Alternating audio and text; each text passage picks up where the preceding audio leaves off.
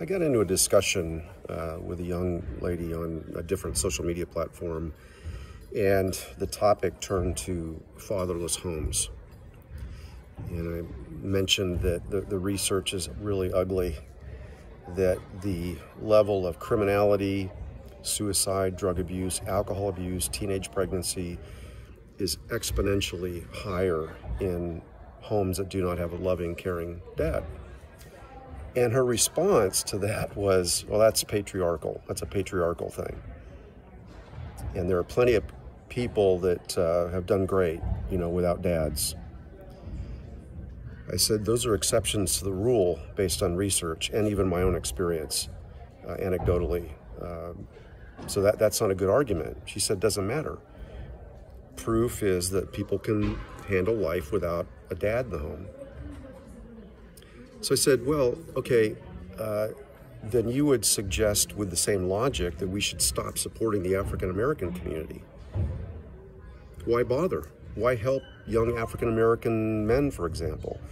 There are plenty of examples of young African-American men that have gone on to become quite successful. And so is that your logic? That we should just say, well, that's, we don't need to worry about that because look at all the successful African-Americans. This is a ridiculous argument. And before you imbibe the false equivalency argument, which I think some of you are even thinking at this point, it's not a false equivalency. Both arguments require or assert that because there are exceptions to the rule, we can therefore justify not having dads in the home or not supporting African Americans. It's ridiculous. The reality is that without a loving, caring dad in the home, things get ugly. So the question is, what can we do to support? That's not a patriarchal thing. That's just a reality thing. That those kinds of homes are healthy when there's a loving, caring father in the home. Way healthier than those who don't have that.